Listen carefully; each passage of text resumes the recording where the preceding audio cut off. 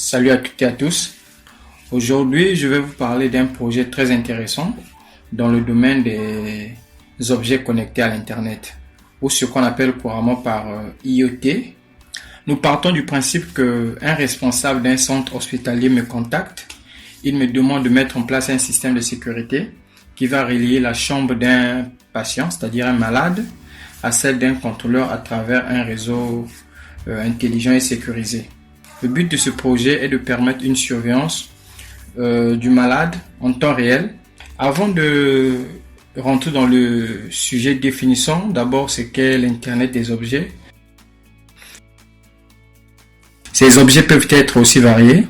Je fais allusion ici aux appareils électroménagers, des véhicules ou même des équipements médicaux. L'idée ici, c'est de rendre ces objets intelligents en leur permettant de communiquer entre eux sans intervention humaine. Par exemple, un thermostat qui ajuste la température de votre maison en fonction de vos habitudes, ou bien à partir de votre bureau, vous pouvez gérer la caméra de surveillance de votre maison, le portail de votre parcelle et bien d'autres objets connectés. Alors, un petit mot sur moi. Je suis Salogen, un ethical hacker et analyste en cybersécurité.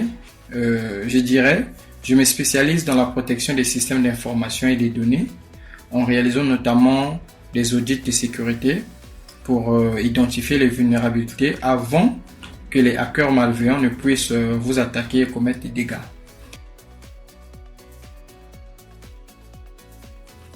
Maintenant que tout est dit, passons à l'essentiel.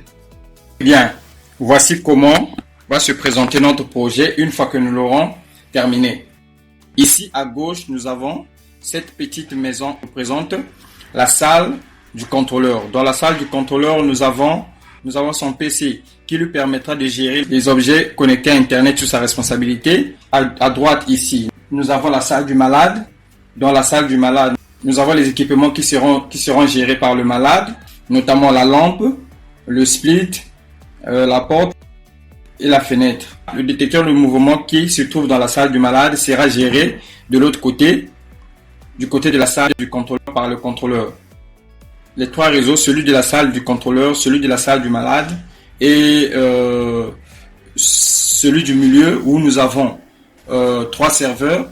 C'est ce que nous représentons ici comme étant Internet. Ici, nous avons le serveur des objets connectés. Un peu en bas, nous avons un serveur web et à gauche, nous avons le serveur DNS. Notre projet va fonctionner de manière à ce que dès qu'il y a un mouvement devant la porte, il y a le détecteur qui va détecter le mouvement et va donner le signal de manière synchronisée avec l'alarme numéro 1. Et quand l'alarme se mettra à sonner, notre contrôleur saura qu'il y a un souci du côté de la salle du malade et il s'empressera de s'enquérir de la situation. Voilà un peu le résumé. Mais ne vous inquiétez pas, nous allons construire ce projet ensemble, de l'installation du réseau, adressage des équipements, routage des passerelles et du fonctionnement des équipements dans ce projet. Alors pour commencer, j'utilise le logiciel Cisco Packet Tracer, la version 8.2.2. Je vais chercher une image de fond que je vais utiliser pour présenter l'environnement dans lequel je vais simuler mes réseaux. Voilà mon image de fond, je vais l'agrandir. Alors, premièrement, je vais commencer par la configuration des réseaux et pour cela, je vais procéder au choix et à l'installation des objets. Donc, pour exécuter à bien notre travail, je vais commencer par le réseau 1. Si on a besoin d'un routeur, un switch. Nous avons besoin de 2 alarmes.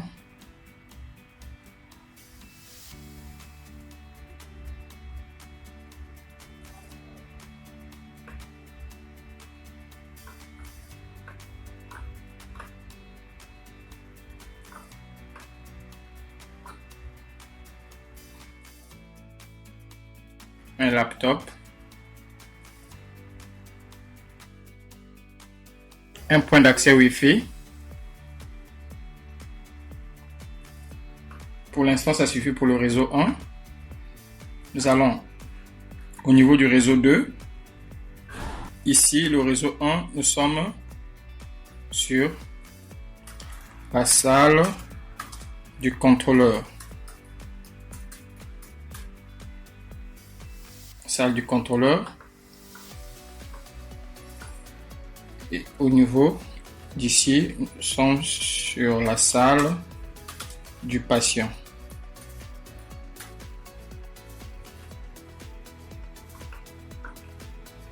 Et pour la salle du malade, nous avons besoin d'un routeur,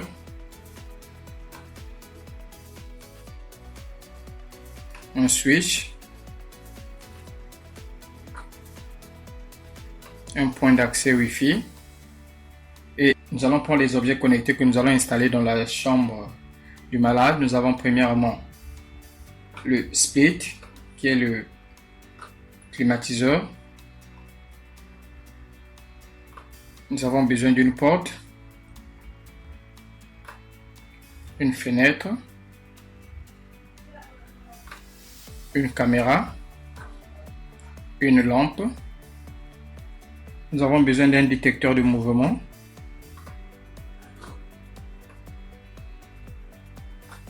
Notre malade aura besoin d'un téléphone. Nous avons besoin d'un serveur ici. Nous allons éteindre les points d'accès Wi-Fi. Nous allons les configurer après. Nous allons installer le troisième réseau. Pour le troisième réseau, nous aurons encore besoin d'un routeur, un switch et des serveurs. Ici, nous aurons besoin de 3 serveurs. Maintenant que nous avons nos 3 réseaux, nous allons nommer, ici nous avons le réseau numéro 1, réseau numéro 2 et ici nous avons le réseau numéro 3.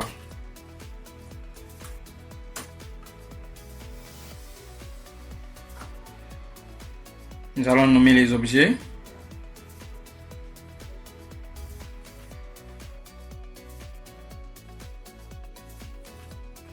Ici, nous avons l'alarme numéro 1. Ici, alarme numéro 2. Ici, nous avons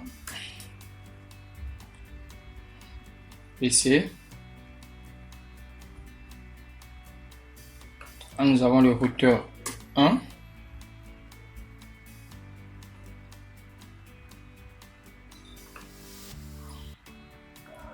Ici, nous avons le routeur.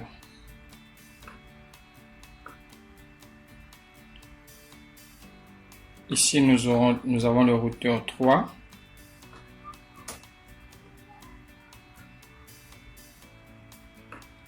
Ici, nous avons le routeur 2.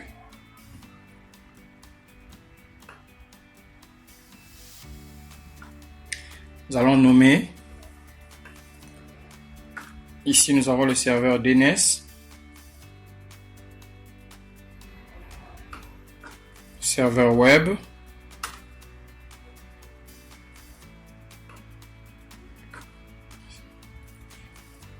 Serveur des objets connectés, serveur IoT. Ici, nous avons le détecteur de mouvement.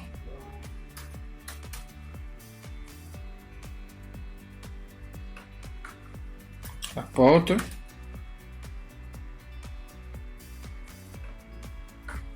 Fenêtre.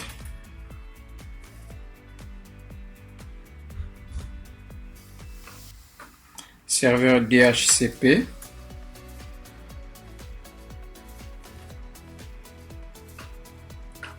Le split. Ici, nous allons laisser comme ça le smartphone.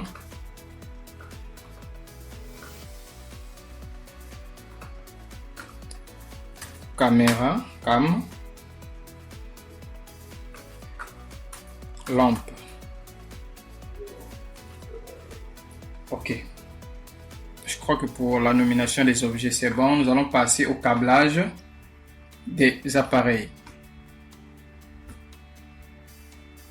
Donc, ici, nous avons le switch qui se connecte au point d'accès Wi-Fi. Le switch au routeur.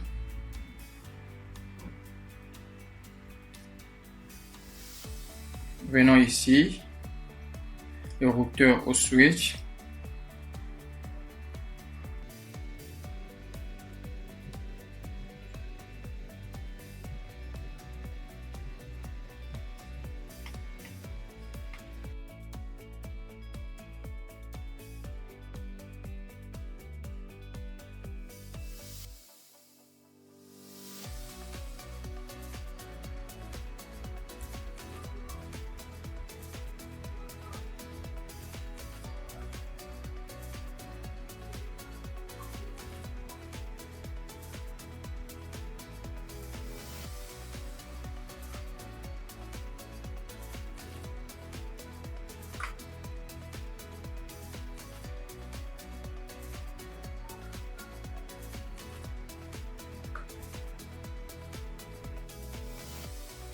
Après le câblage de tous nos dispositifs, je vais maintenant passer à l'adressage des IP.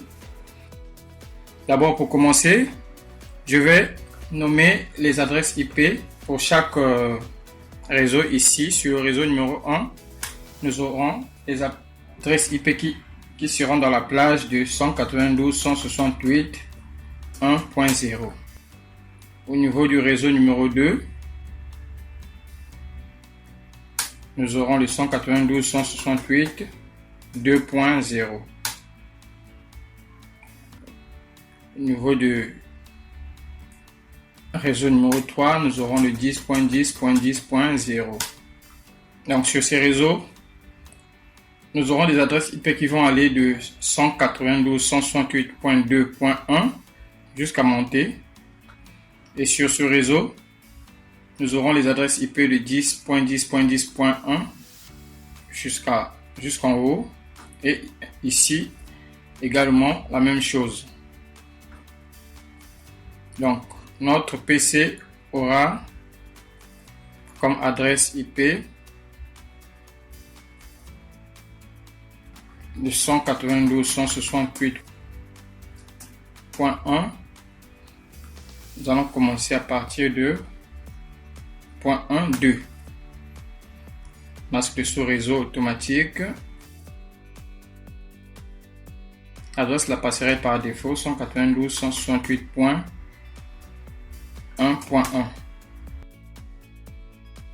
Ici, nous allons déjà attribuer une adresse IP pour notre serveur DNS.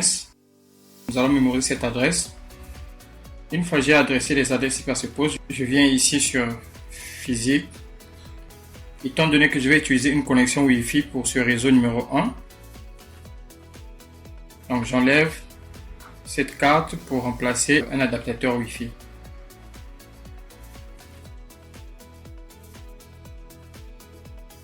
Je réallume mon ordinateur.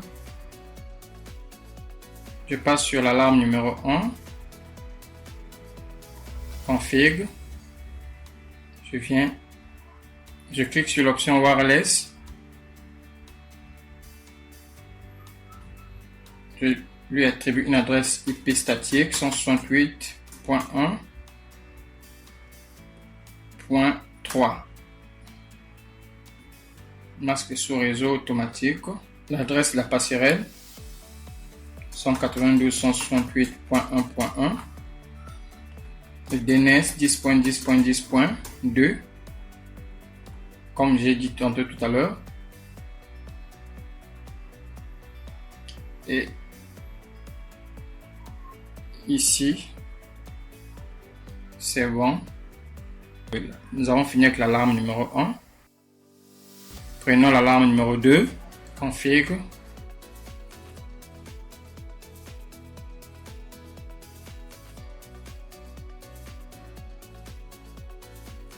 DNS 10.10.10.2.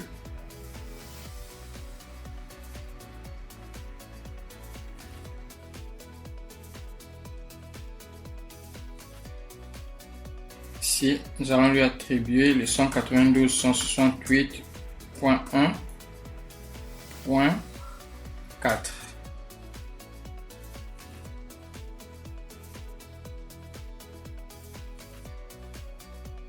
Masque sous réseau automatique.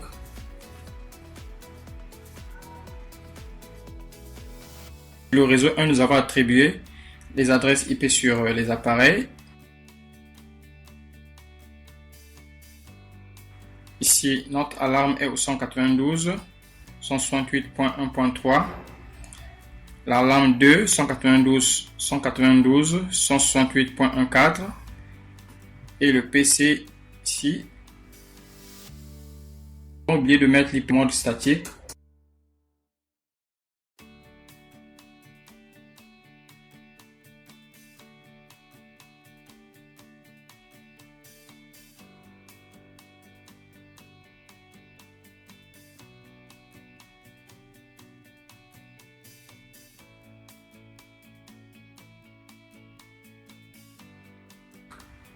192.168.1.1 »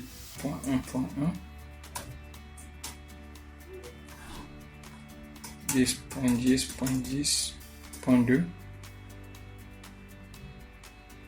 OK.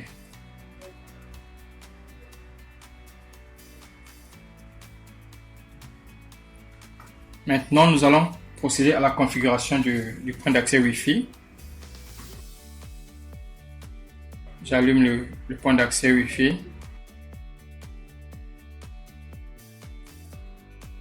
Je viens sur port 1. Je vais nommer ce Wi-Fi, je vais l'appeler Wi-Fi 1. Ici, je vais lui attribuer un mot de passe, Again 444, et j'enregistre. Une fois que j'ai inséré un mot de passe au point d'accès Wi-Fi, je vais mettre le même mot de passe sur les appareils que je viens d'attribuer les adresses IP de façon que ces appareils se connectent au Wi-Fi.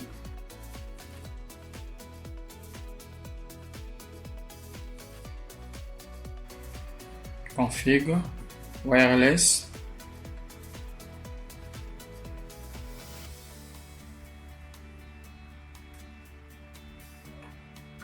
Le nom du Wi-Fi c'est Wi-Fi 1.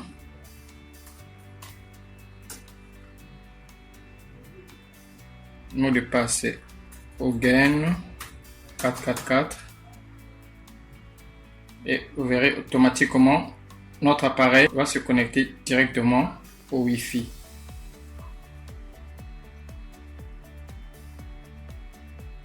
Non, Wi-Fi c'est en majuscule.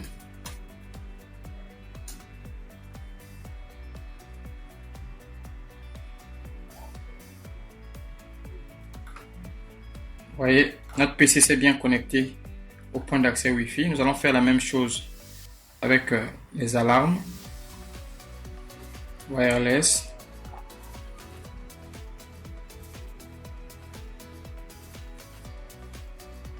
Je change le SSID, c'est-à-dire le nom du Wi-Fi. Wi-Fi 1, mot de passe, Again 444.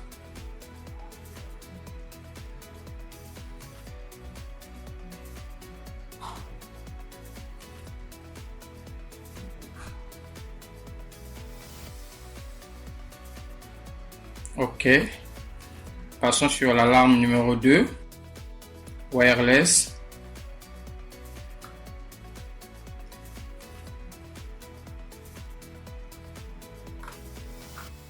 SSID Wi-Fi 1.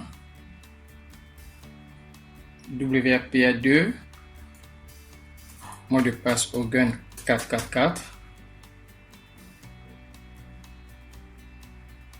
Il manque une lettre. Again 444.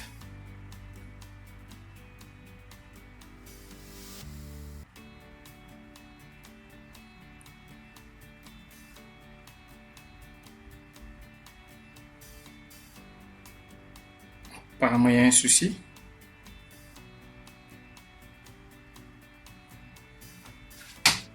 J'ai oublié quelque chose.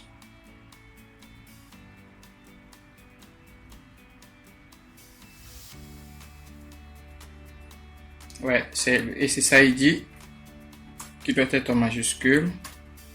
Wi-Fi 1. OK.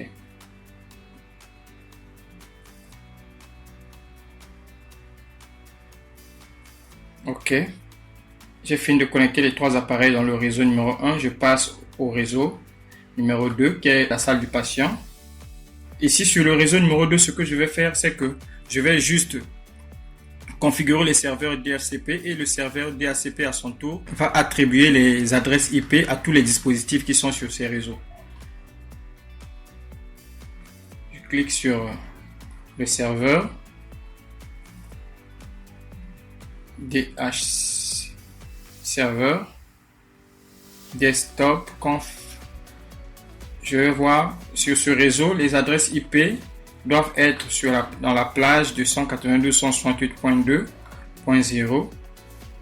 Ici, je suis au 192.168.2.2.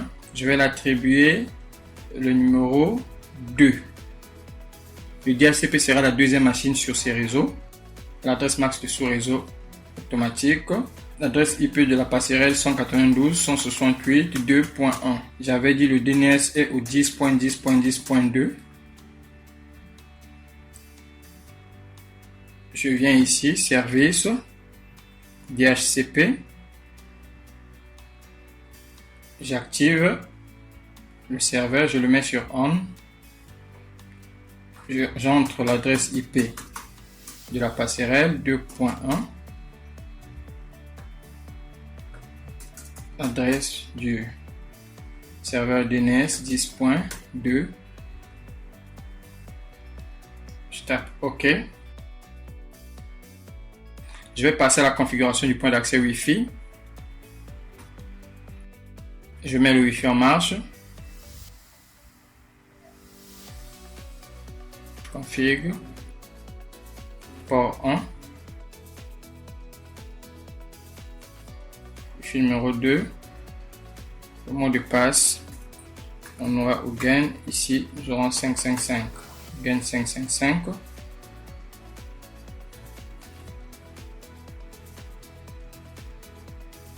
Et c'est bon. Ce qui me reste à faire sur ce réseau numéro 2 pour connecter les appareils au point d'accès Wi-Fi, je vais entrer les mots de passe dans chaque appareil de façon que ces appareils puissent se connecter au Wi-Fi et recevoir les adresses IP qui vont leur être fournies par le serveur DNS. Commençons par la caméra. Config, wireless.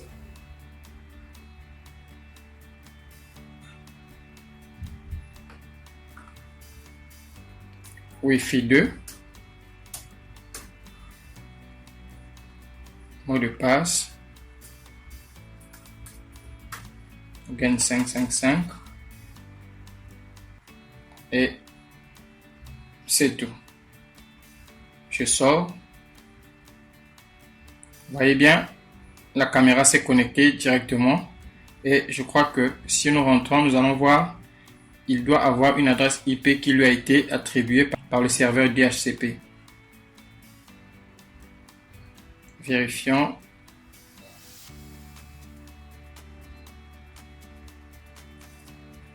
Vérifions ici. Il doit être coché, il doit être sur le DHCP. Et vous voyez, le serveur DHCP lui a attribué une adresse IP qui va dans la plage de l'adresse IP que nous avons vu tout à l'heure, le 192.168.2.0. Donc, notre caméra est au 192.168.2.50.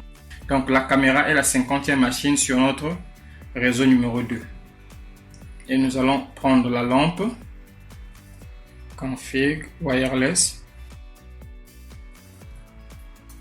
Wi-Fi 2. Mot de passe.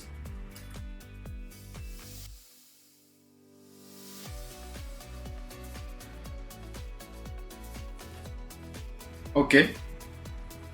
La lampe aussi a reçu son adresse IP. Elle est la 51e machine sur le réseau. Donc, vous voyez bien que notre serveur DHCP fonctionne normalement. Et si on vient ici, le serveur DHCP doit aussi attribuer normalement l'adresse IP de la passerelle et celle du DNS.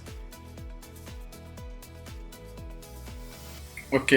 Nous avons ici l'adresse de la gateway de la passerelle par défaut, le 2.1. Nous avons l'adresse du serveur aussi qui s'est configuré automatiquement.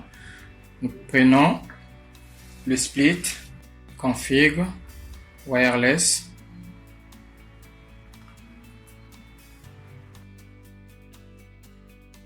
Wi-Fi 2. Au gain 555. Fenêtre.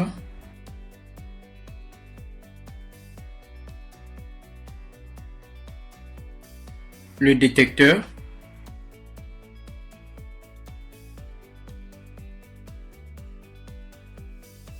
La porte. Et enfin, le téléphone.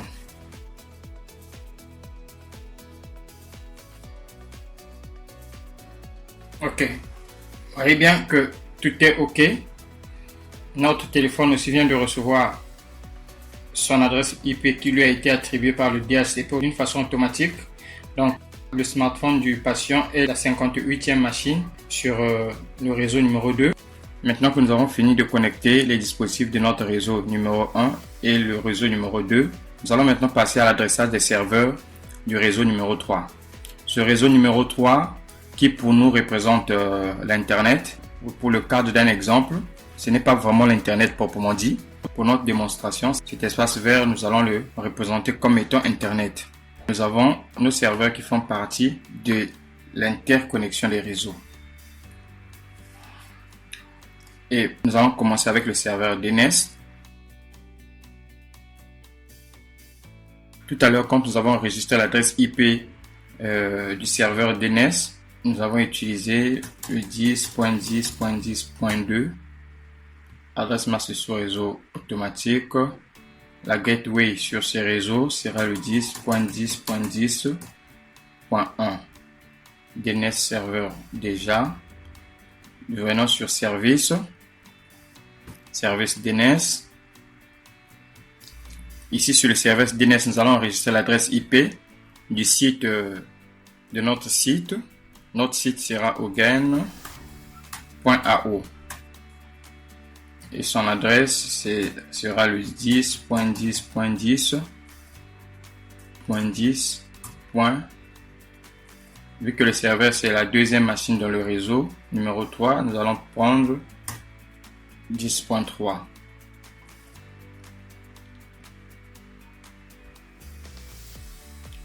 Nous allons l'ajouter. Et nous allons ajouter un autre site qui est le site des objets connectés à Internet IoT. Son adresse sera le 10.10.10. Sur le réseau numéro 3, ce sera la quatrième machine. J'ajoute et j'active le serveur. Et je sors. Nous venons sur le serveur web.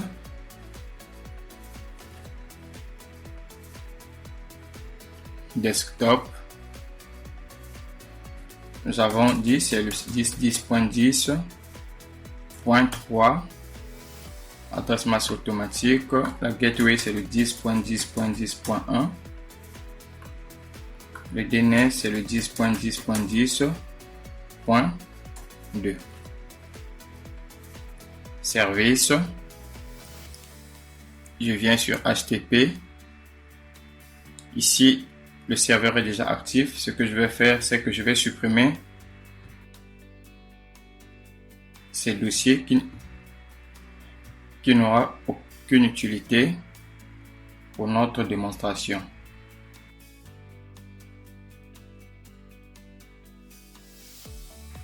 Je vais garder juste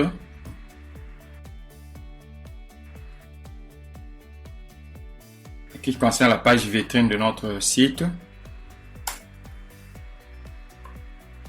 J'ouvre une balise. Je vais mettre un texte qui va servir de bienvenue quand vous arrivez sur la page de notre site. Bienvenue sur ogain.ao. Et je ferme la balise.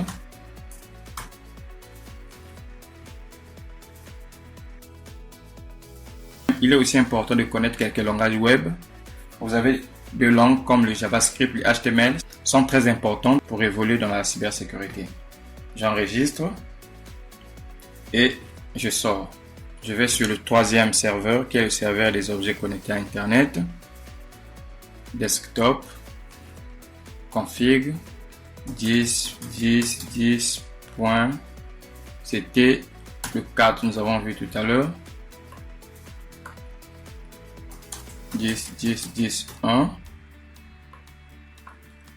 10.10.10.2. Service. IoT. J'active le serveur et je sors. Maintenant que j'ai fini d'attribuer des adresses IP au serveur du réseau 3, nous allons passer à la vérification des connexions dans chacun des réseaux. Je commence par le réseau numéro 1. Voyons voir si les dispositifs de ce réseau arrivent à communiquer entre eux. j'ai un paquet qui part du PC pour l'alarme. Voyons voir. Et effectivement, ça marche. Ici, nous avons comme résultat successful. Faisons la même chose avec le PC alarme 2. Succès également. De l'alarme 1 au PC. Succès également. Nous venons au réseau numéro 2. Un paquet qui part du smartphone, du téléphone du malade pour la lampe.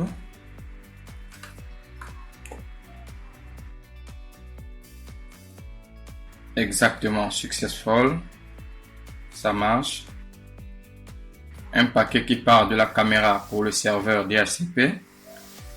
Également, ça marche. Nous venons sur le réseau numéro 3, le serveur IoT qui essaie de communiquer avec le serveur DNS. Succès également. OK. Ici, tous les dispositifs de chaque réseau arrivent à communiquer entre eux.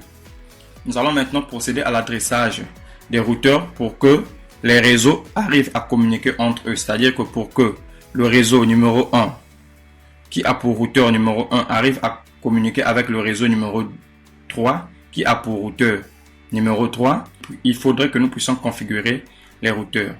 Pour cela, nous allons commencer avec le routeur numéro 1. Je clique sur le routeur, je viens sur le mode physique.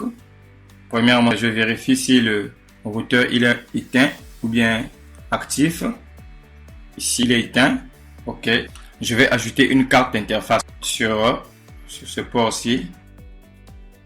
J'ajoute, c'est fait. J'allume le routeur.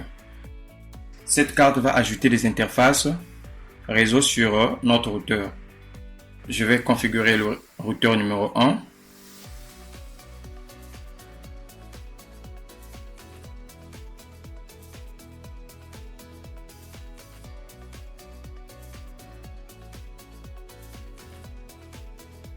J'active la carte du routeur.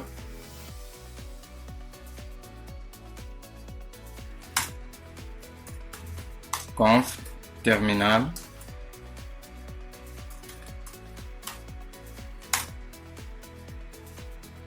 Hostname. Routeur numéro 1. J'ai oublié le host. J'ai oublié le T. Hostname routeur numéro 1. Interface. Gigabit Ethernet 0/0. Ici, cette commande, c'est pour activer cette partie, cette interface. Donc, la première interface du routeur qui relie le routeur au réseau privé, à son réseau privé. Nous tapons l'interface. Vu que cette interface, c'est l'interface Gigabit 0/0, nous allons ajouter une adresse IP qui va dans la plage de l'adresse 192.168.1.0. Donc, IP adresse 192.168.1.1. Donc, c'est la première machine sur le réseau. Tapons no shutdown. No shutdown pour permettre à ce que le routeur soit toujours actif. Exit. Notre interface est désormais active. Si on vient ici, vous voyez bien cette partie de l'interface se met. Les voyants passent en vert. Nous allons faire la même chose pour la deuxième interface. Donc, cette interface qui relie notre routeur au réseau extérieur. Interface Gigabit Ethernet / 0/1. IP adresse.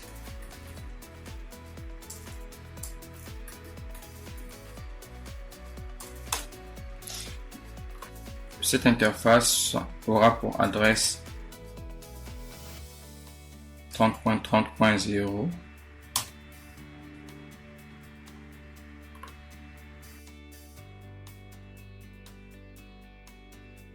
Donc l'adresse que nous allons marquer ici, IP 30.30.30.1, qui a pour adresse masque 255.255.255.0. No shutdown. No shutdown. Ok, nous avons activé la deuxième interface. Nous allons passer sur le routeur numéro 3.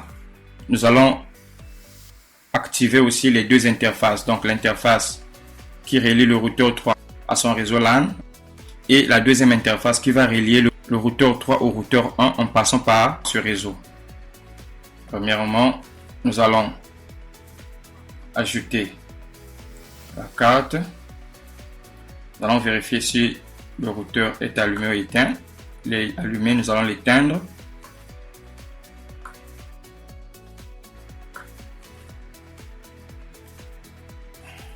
J'ajoute la carte d'interface One et je réallume le routeur. J'attends, il est en train de se mettre en place.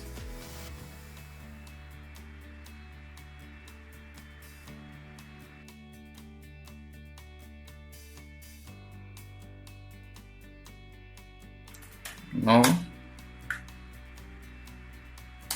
Et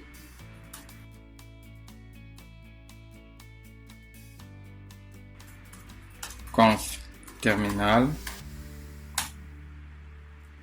hostname numéro 3 R3 et interface gigabit Ethernet 0/0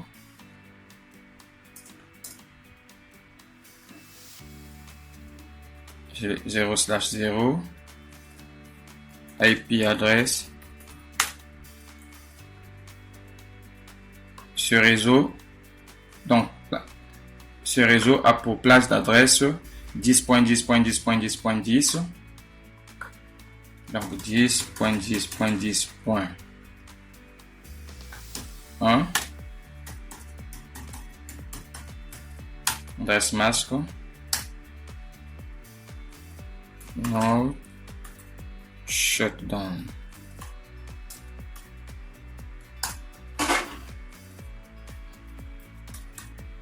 Sorti.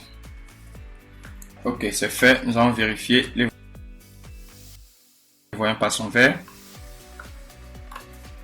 Nous allons configurer la deuxième interface pour que les deux routeurs puissent se connecter.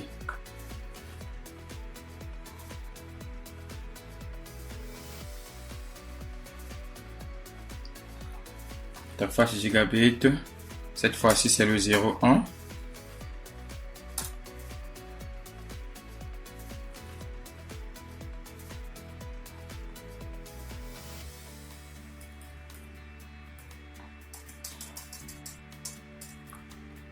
Trente, 2.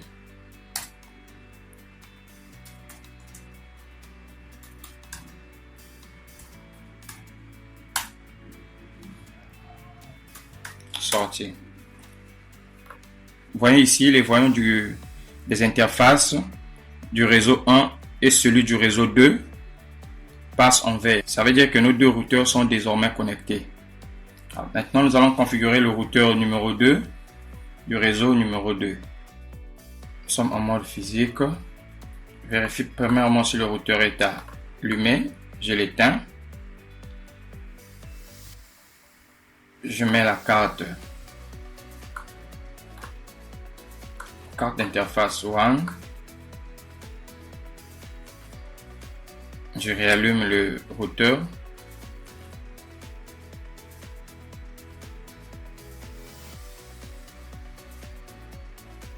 J'attends qu'il se mette en place.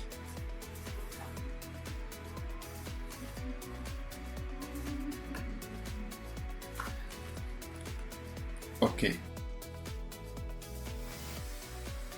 OK. Une fois fait, je viens sur le terminal.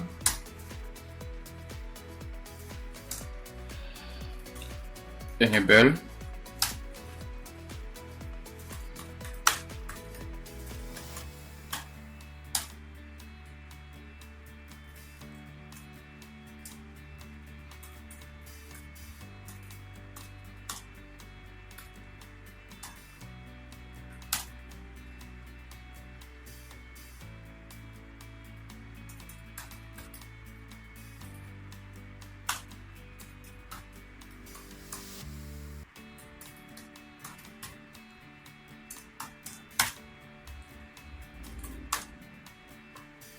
Nous allons prendre cette adresse.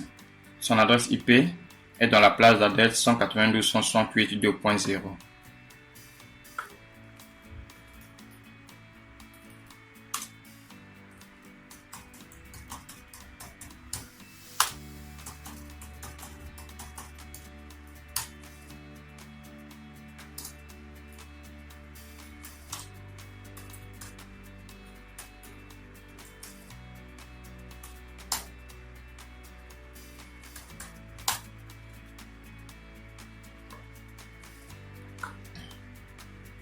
Cette interface est activée. Nous allons maintenant activer la deuxième interface, celle qui va relier le routeur 2 au routeur 3. Étant donné que sur le routeur 3, nous avons déjà utilisé l'interface Gigabit 00 est occupée, l'interface Gigabit 01 l'est également. Nous allons relier le routeur numéro 2 au routeur numéro 3 sur l'interface Gigabit 02.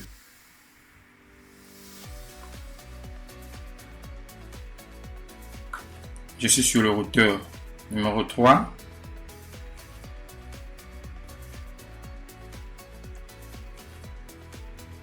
Interface Gigabit 03, plutôt 02. IP adresse sur. Nous allons ajouter un réseau ici qui va relier le réseau 3 au réseau 2. Son adresse IP sera le 40.40.40.0.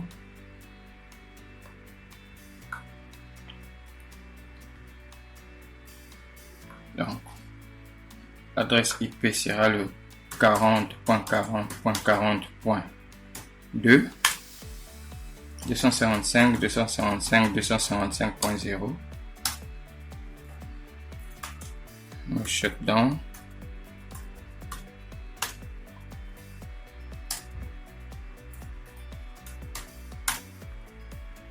Alors, sur le routeur numéro 3 c'est fait, nous allons sur le routeur numéro 2.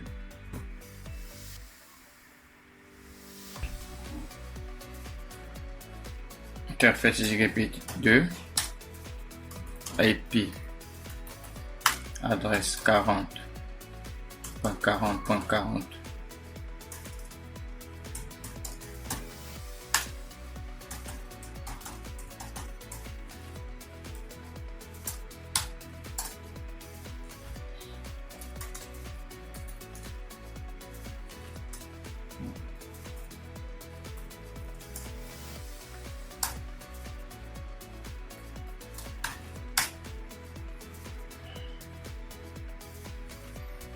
Vous voyez bien ici, les deux voyants se sont mis en vert.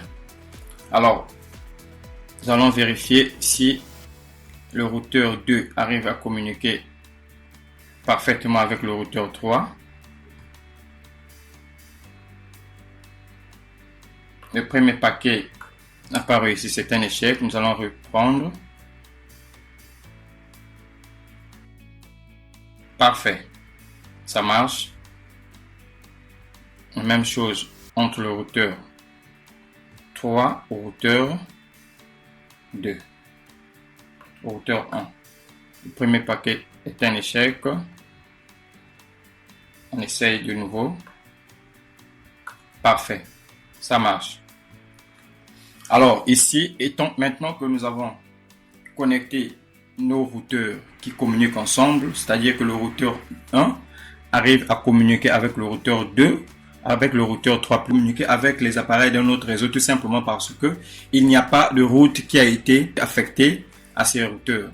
Donc, ce que nous allons faire pour que le PC du réseau 1 arrive à communiquer avec le serveur IoT, il faudrait que nous puissions assigner un chemin qui va conduire les datas, qui va conduire les paquets du réseau, de ce réseau à l'autre réseau, tout comme du réseau 3 au réseau numéro 2. Plutôt, le routeur 3 arrive à communiquer avec le routeur 2, le routeur 2 arrive à communiquer avec le routeur 3. Vous voyez, bien que le routeur, c'est-à-dire les passerelles, arrivent à communiquer entre eux, les appareils de chaque réseau ne peuvent pas communiquer. Donc, ce que nous allons faire maintenant, nous allons passer à la configuration des tables de routage. Je commence toujours par le routeur numéro 1. Routing, je clique sur statique. Quand je suis sur le réseau, sur le routeur numéro 1 qui a pour réseau 192.168.1.0 pour aller au réseau 10.10.10.0 qui a pour adresse masse 255.255.255.0, je dois passer par cette adresse, par ce réseau-là. Donc, 30.30.30.2 qui est l'adresse IP de l'interface du réseau. Cliquons sur le routeur ici, vous voyez bien l'adresse IP. Allons vérifier l'adresse IP. L'interface gigabit 0/1 est le 30.30.30.2. Donc, c'est cette adresse-ci. Donc, pour que les paquets partent du réseau numéro 1, communiquer en fait avec les appareils du réseau numéro 3, les paquets doivent passer par ce réseau, par cette interface qui est au 30.30.30.2. Je viens maintenant sur le routeur numéro 3. Quand je suis sur le routeur numéro 3, pour aller au réseau numéro 1, qui a pour adresse 192.168.1.0, adresse masse 255.255.255.0, je dois passer par cette interface. Donc, je dois passer par l'interface gigabit 01 qui a pour adresse 30.30.30.1. J'ajoute cette route. Je vais passer à la vérification pour voir si les dispositifs de ces réseaux arrivent à communiquer avec les appareils qui sont dans le réseau numéro 3.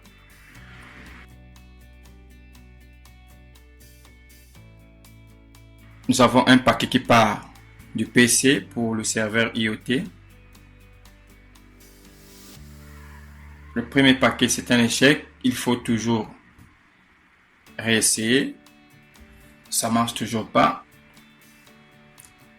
Il y a quelque chose qui ne marche pas. Nous allons vérifier. Ouais, nous avons pu détecter le problème. Le problème est que sur le routeur numéro 1, j'ai omis de renseigner l'adresse IP de l'interface gigabit 0/0. Dans son adresse, c'était le 192.168.1.1. S-mask du sous-réseau. Ok, c'est fait. Je viens de renseigner la première interface qui relie l'interface gigabit Ethernet 0/0 au réseau privé, au réseau LAN. Nous allons recommencer avec notre vérification. Le paquet part du PC pour le serveur IoT. Ça marche. Le paquet part du réseau du serveur web pour l'alarme numéro 2.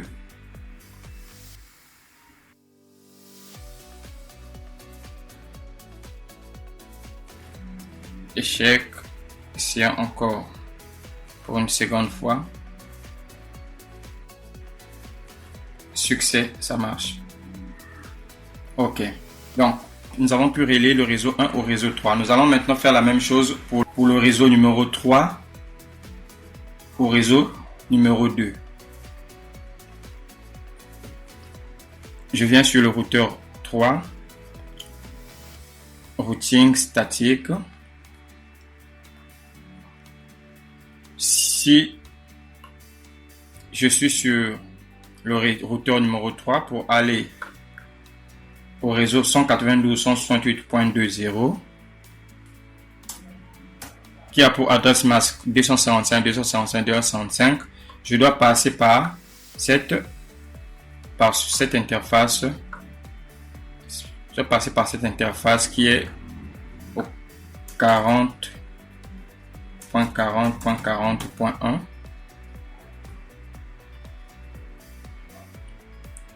Et je fais la même chose pour ce routeur. Si je suis sur le réseau numéro 2 pour aller au réseau numéro 3 qui a pour adresse 10.10.10.0, je dois passer par cette interface gigabit qui a pour adresse 40.40.40.2. J'ajoute la route et nous allons vérifier. Un paquet qui part du serveur DNS pour le serveur DHCP. Voyons voir. Le premier paquet est un échec. DNS DHCP.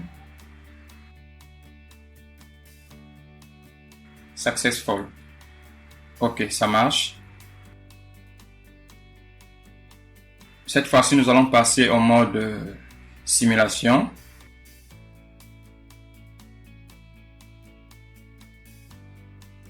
Donc, nous avons un paquet qui part de la caméra pour le serveur IoT. Je clique sur envoyer, ok. Vous voyez, notre paquet part de la caméra pour là le paquet serveur IoT, il suit son cours.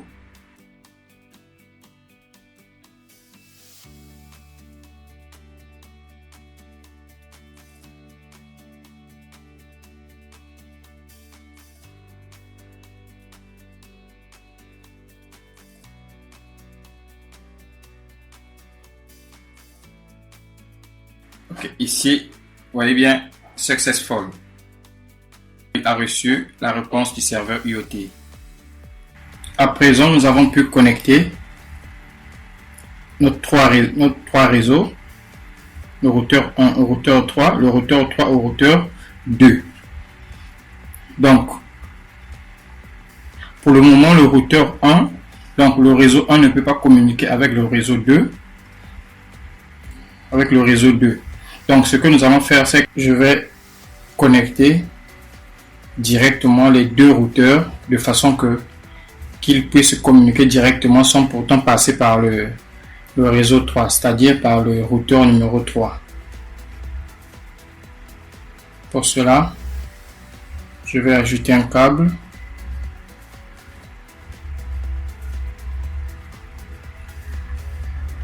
Je vais aller sur le routeur numéro 1. Étant donné que sur le routeur numéro 1, nous avons déjà occupé les deux premières interfaces sont occupées. L'interface Gigabit Ethernet .0 et l'interface Gigabit 1 sont déjà occupées. Je vais connecter les deux routeurs sur l'interface serial 0/0/0. Pour cela, je vais aller dans l'invité de commande. Je vais taper interface serial 0/0/0.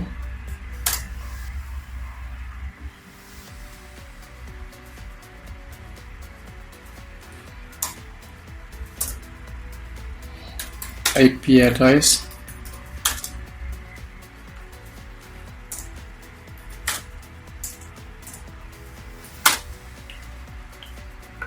la plage d'adresse IP que nous allons assigner à ces deux routeurs va être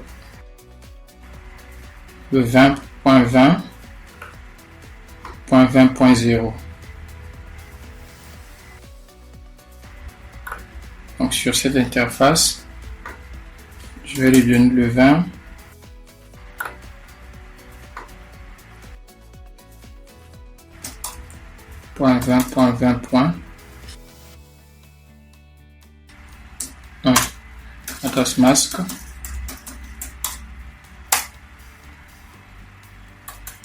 No shutdown.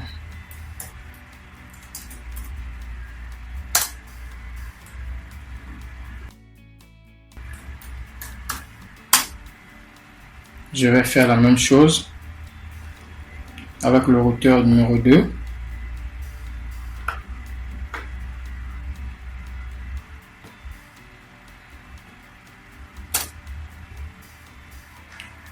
Ici, nous allons activer le routeur vu que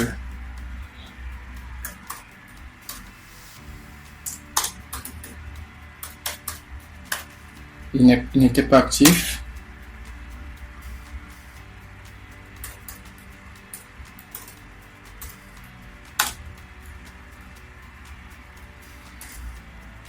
Non, il a déjà un nom. Je vais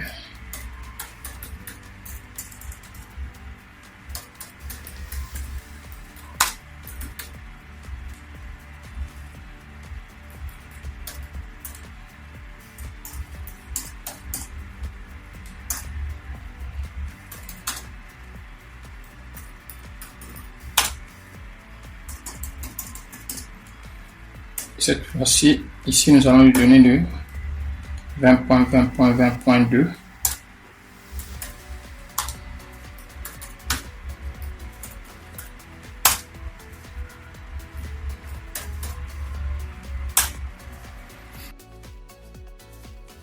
Vous voyez bien ici, les voyants sont en vert.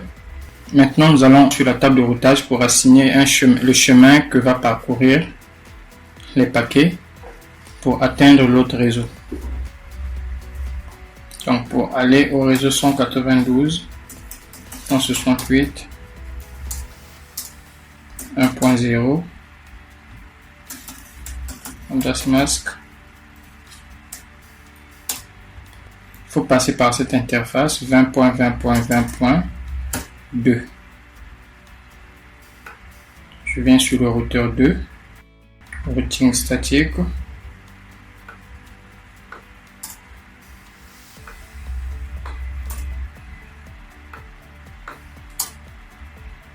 Pour aller au réseau 192.168.1.0.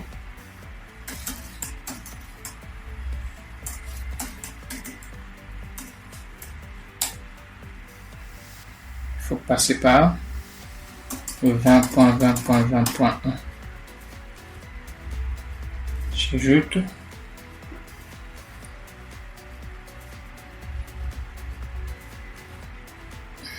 Ici, il y a une erreur, c'est plutôt le réseau 2.0.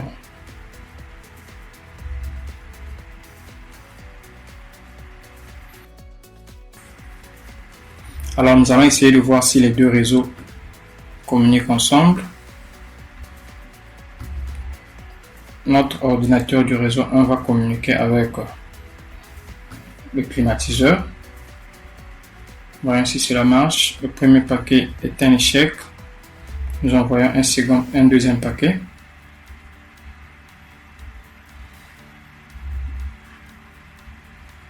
ça ne marche pas toujours.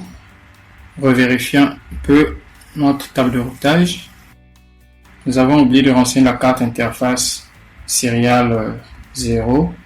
C'était le 20.20.20.2.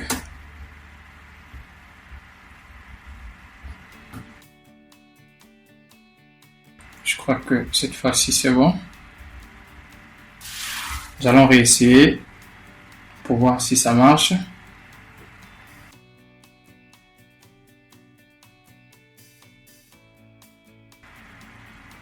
Ok, tout est bon.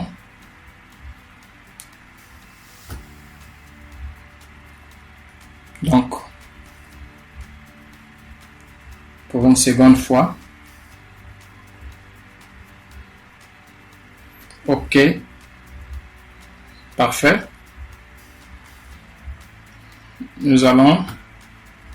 Cette fois-ci, nous allons essayer de tracer un paquet avec la commande traceur pour voir l'itinéraire que suit notre paquet.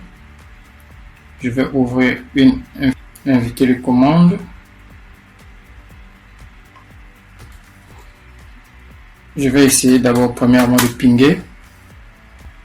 C'est le laptop qui se trouve dans le réseau numéro 192.168.1.2.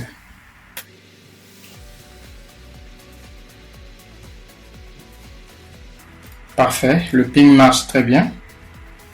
Nous allons utiliser une autre commande traceur 192.168.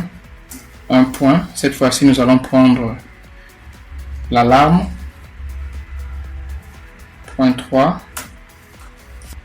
Nous allons essayer de tracer tous les réseaux par lesquels va passer notre paquet.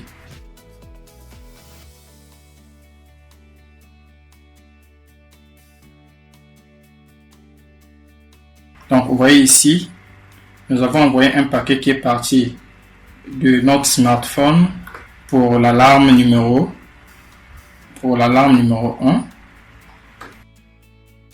Le paquet est parti du réseau 192.168.2.0, est passé par le routeur du réseau 20.20.20.0.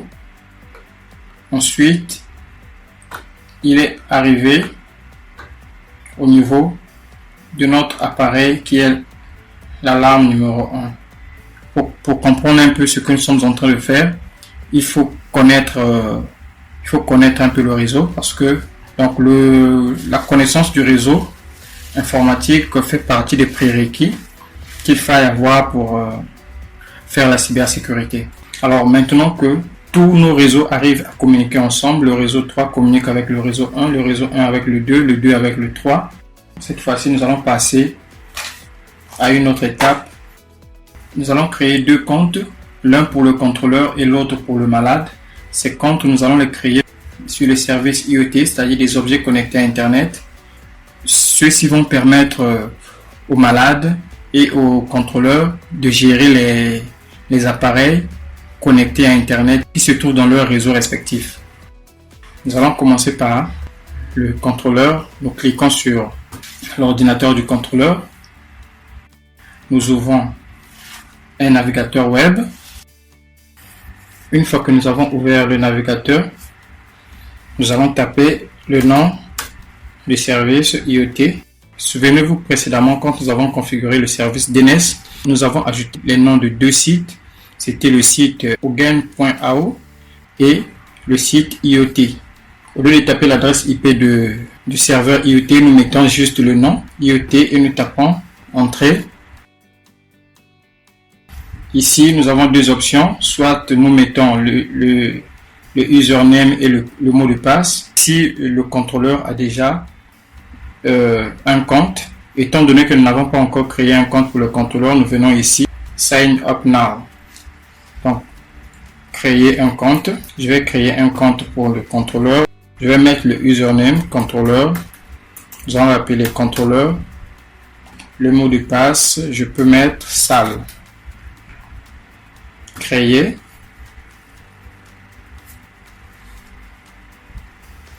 Alors, je viens de créer un compte pour le contrôleur. Nous allons faire la même chose pour le malade. Je viens avec le téléphone du malade, je vais ouvrir un navigateur. Faisons la même chose. IoT. Entrée.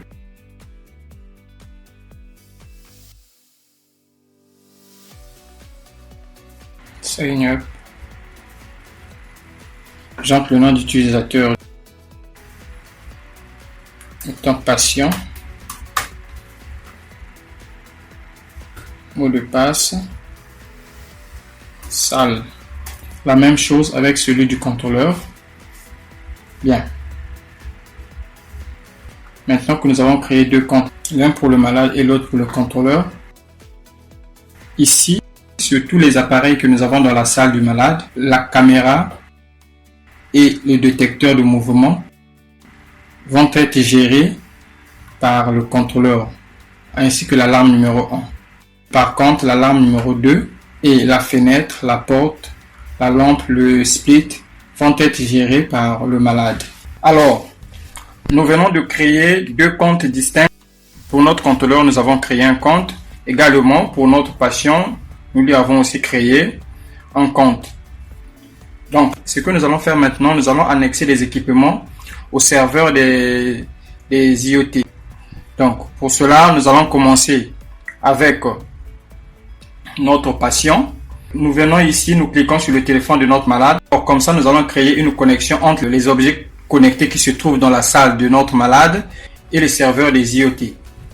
Afin que le malade ou le contrôleur, de là où ils seront, ils pourront contrôler avec leur téléphone ou leur ordinateur tous les objets qui se trouvent dans leur salle.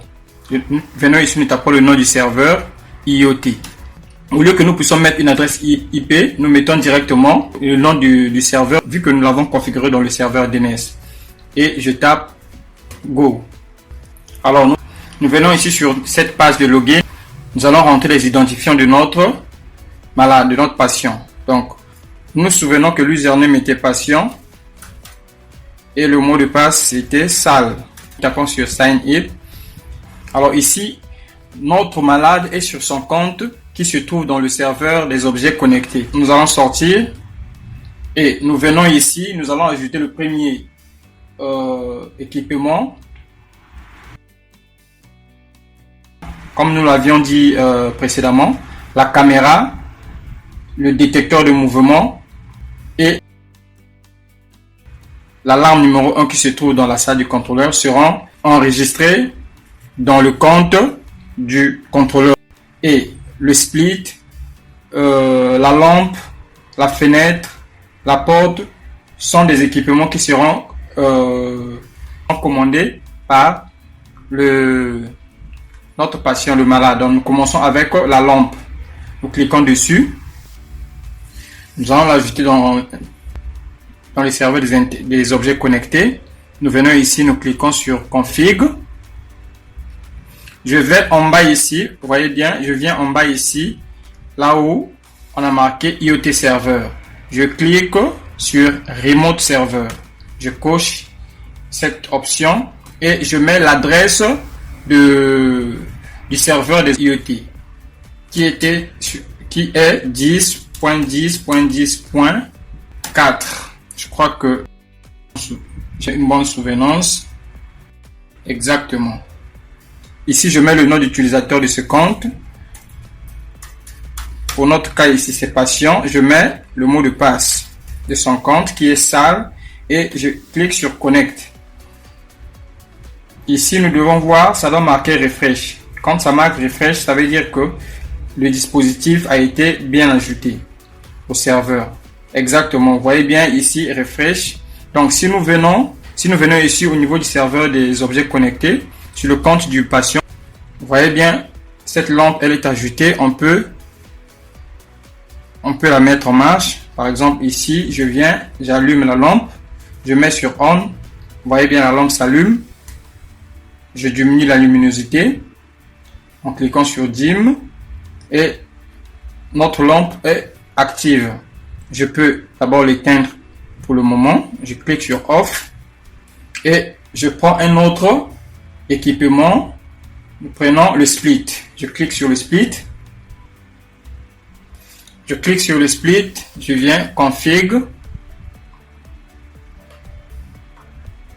Je vais en bas, remote server, nom du serveur, adresse IP du serveur 10.10.10.4,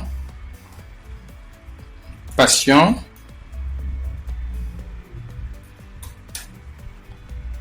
mot de passe, salle. Clique sur connect. Ici également, nous allons attendre que ça marque refresh. OK. L'appareil est ajouté. Je ferme cette fenêtre. Je viens ici, je vérifie. Le split a bel et bien été ajouté. Je peux l'allumer pour voir si ça marche. Je clique sur on. Vous voyez bien ici, nous devons voir une lumière qui s'allume ici. Eh bien, je vais essayer de zoomer pour qu'on voit mieux.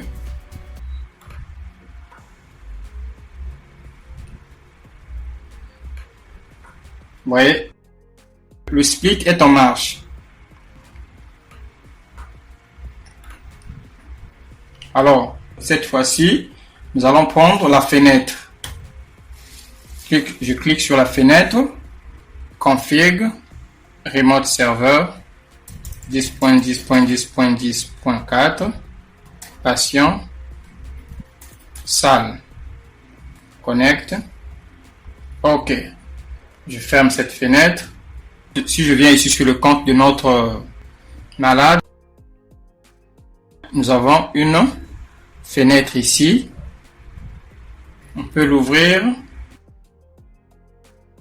Je clique sur on pour ouvrir la fenêtre. Vous voyez bien, notre fenêtre s'ouvre. Je clique sur off pour la fermer. Nous allons prendre, je crois, le dernier équipement qui sera géré par notre malade. C'est la porte, config,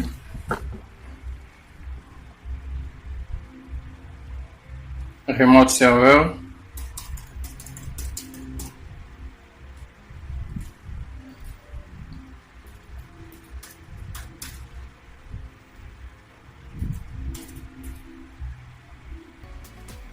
connect. Je ferme cette fenêtre. Je viens vérifier sur le compte du malade ici. Nous avons la porte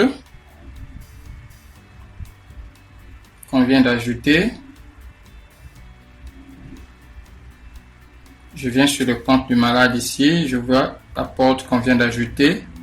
Cette porte, elle est ouverte. Je vais la fermer en cliquant sur lock. Vous voyez bien, elle va afficher le rouge ici. Quand je clique sur lock, là, nous avons bloqué. Ici, nous avons fini d'annexer tous les équipements qui seront gérés par notre malade. Nous partons maintenant du côté du contrôleur. Nous avons dit tantôt que les équipements qui seront sous la gérance du contrôleur, ce sont l'alarme numéro 1, la caméra qui se trouve dans la salle du malade et le détecteur de mouvement. Pour cela, nous allons d'abord nous connecter sur le compte du contrôleur en cliquant sur son laptop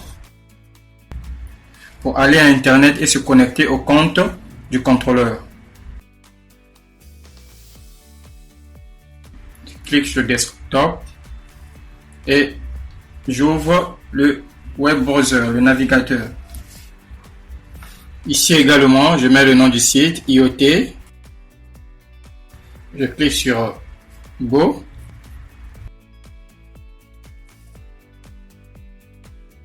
Le username du contrôleur qui est contrôleur et mot de passe salle. Clique sur connecter. Nous sommes sur le compte du contrôleur. J'annexe le premier équipement qui est la caméra. Je clique dessus. Config. On vient ici en bas remote server. IP du serveur 10.10.10.4, contrôleur, son mot de passe salle. Clique sur Connect. Une fois la caméra annexée, nous allons passer au deuxième dispositif. Nous allons prendre le détecteur de mouvement. Je clique dessus.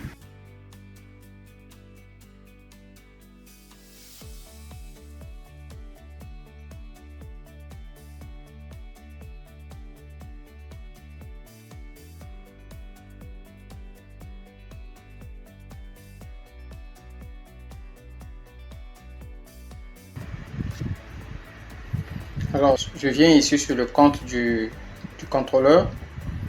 Nous allons essayer de vérifier si les équipements que nous avons annexés au serveur des IoT fonctionnent parfaitement. Je clique sur la boîte de dialogue ici. Voyons avec le détecteur de mouvement. Vous voyez bien, le voyant est en rouge. Ça marche. Voyons avec la caméra.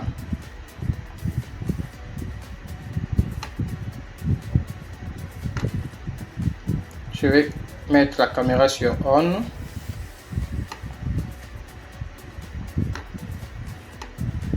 Je clique ici sur on. Bien, la caméra s'allume. Voyons avec l'alarme. L'alarme numéro 1. Je le mets sur on. Voyez bien, l'alarme s'allume. Ok, je l'éteins. Nous avons annexé les appareils sur le compte du malade. Nous l'avons fait également sur le compte du contrôleur. À présent, ce que nous allons faire, nous allons ajouter les conditions pour que les équipements que nous avons annexés puissent fonctionner conformément aux conditions que nous allons définir. Pour cela, nous allons sur le compte du contrôleur. Je vais aller sur cet onglet Conditions. Je clique dessus. Conditions. Je vais nommer ma condition. La première condition, nous allons mettre Activity is on. Donc, quand nous avons l'activité, ici, je viens.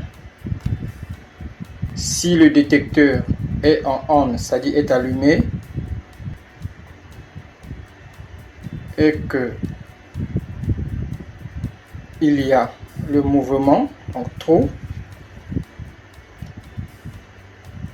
je viens ici, que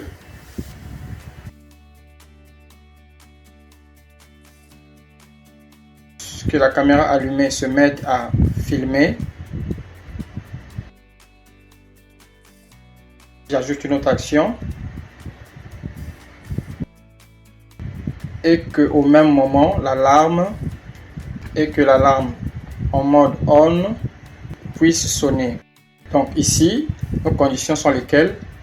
Nous allons répondre les conditions. Donc si le détecteur allumé détecte le mouvement, c'est-à-dire que le mouvement est vrai, que la caméra allumée puisse filmer l'action et que au même moment l'alarme numéro 1 allumée se mette à sonner. Ça c'est la première condition. Je clique sur on et j'ajoute une deuxième condition. Celle-ci je vais l'appeler Activity is off. Donc s'il n'y a pas d'activité, si le détecteur est allumé, ne détecte pas de mouvement, que l'alarme qui est allumée ne se mette pas à sonner. Donc je mets sur false. Mais que la caméra allumée C'est-à-dire la condition que nous ajoutons ici signifie que la caméra ne va jamais s'éteindre. La caméra ne va jamais être désactivée. Qu'il y ait activité ou qu'il n'y ait pas activité. Ok, nous cliquons sur On. Ok. Nous allons voir comment est-ce que ces équipements que nous avons définis des conditions vont fonctionner d'une façon synchronisée. Ici par exemple,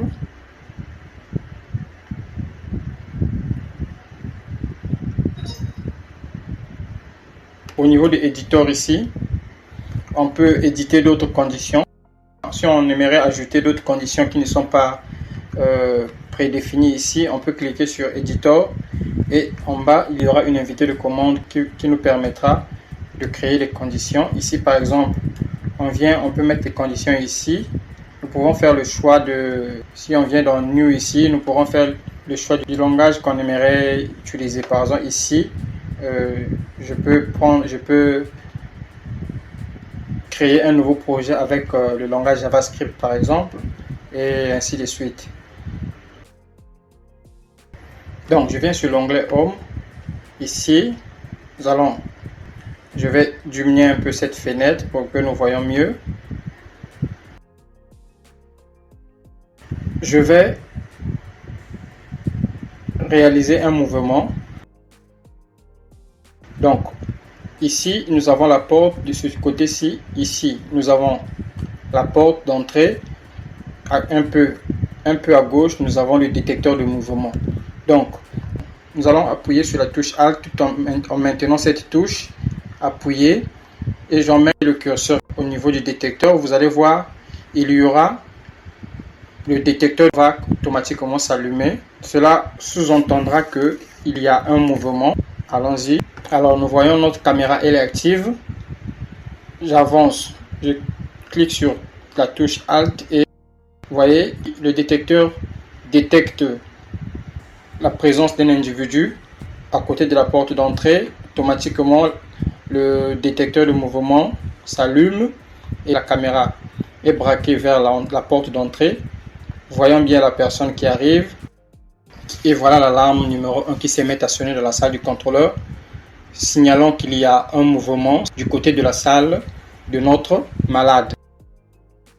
Alors cette démonstration illustre comment l'Internet des objets peut transformer la surveillance médicale en connectant intelligiblement les capteurs réseau et serveurs. Si tout le long de cette vidéo vous l'avez trouvée intéressante, je vous prie de bien vouloir liker, partager, abonnez-vous à notre chaîne et à plus pour d'autres tutos intéressants.